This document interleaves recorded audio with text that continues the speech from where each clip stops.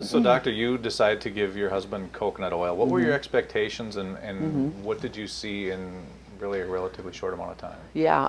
Well, the interesting thing in the patent application, their pilot study, they showed that people after the first dose had improved scores on cognitive testing. It was something like 5 out of 7 tests that they did. They had Mm, improved scores, and they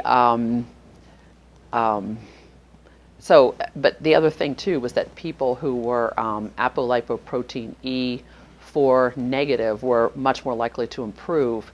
The people who were positive for that gene as a group did not improve. And Steve, I knew at that point, was positive for that gene. So I didn't really expect anything. I didn't expect any improvement for him.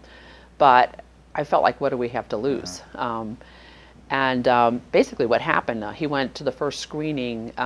This was like at 1 a.m. that I learned this okay. information, and the screening was at 9 a.m. the next morning, so I didn't have time to run out and buy coconut oil. Sure. So we went to that screening, and he still didn't qualify. He got a score of 14 out of 30. He qualified in every other respect, but not that. Mm, Um, the interesting thing that happened that day that ties into the long story, the longer version, is that she had him draw a clock too, and it was the clock test for Alzheimer's. It's a very specific test that can kind of see where a person's at, mild, moderate, severe, based on the test. And he drew a few little random circles and a few numbers, and it really wasn't organized like a clock. And that was a bit shocking for me. To see, and she told me that she felt he was on the verge of severe Alzheimer's. And I myself felt that he was kind of on a downward spiral at that point. So on the way home, I thought, what have we got to lose? I'm going to go pick up some coconut oil. So I made a big detour about an hour away from where we live to the only place I had ever seen it, and it's everywhere, but I didn't know that at that point, and picked up some coconut oil. And when I got home, I researched coconut oil, had to kind of do a little biochemistry 101 refresher, like which are the medium chain triglycerides, and I was able to find a fatty acid analysis breakdown. It's on the USDA website, and I figured out that coconut oil is almost 60% medium chain triglycerides.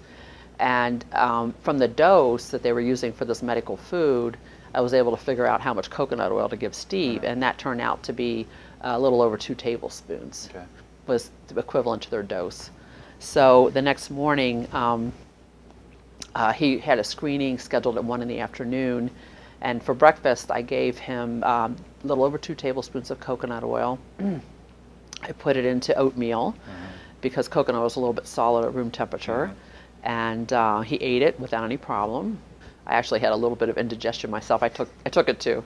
I thought, I'm not going to make him take something that I won't take. And his screening was scheduled for 1 in the afternoon, and on the way down, I tried to remind him what the day of the week was and the season. He couldn't even pull the word spring out. He couldn't remember the word, and I really didn't think he was going to do any better. And when we got down there, they took him away, and he came back in the room, and he didn't really feel like he had done very well in the test. But a nurse came in, and she starts taking his blood pressure and talking about drawing blood. And I said, what's happening? And she said, well, he scored an 18, and he actually met the criteria for the study. So we were overjoyed. Yeah. And I didn't really know at that point if it was the coconut oil, good luck, Yeah. prayers, what it was exactly. But decided that we would keep the coconut oil going, and just researched everything I could get my hands on about ketones, medium chain triglycerides, coconut oil. Gave him a little over 2 tablespoons every morning for breakfast. So I measured it out, and then started cooking with it the rest of the day. I just started substituting it for other things in the diet. And what I found, in addition to the improved score, was that he was more alert in the morning. He used to come out very sluggish and not very conversant in the morning, and he couldn't remember how to get water out of the refrigerator door, and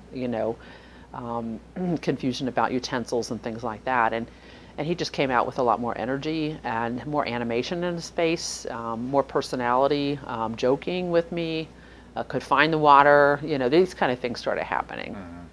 And about the fourth or fifth day into it, we talked about how that our life had changed for the better. I mean, he felt so much better. And he said to him it was like the light switch went on the day he started the coconut oil, that a fog lifted.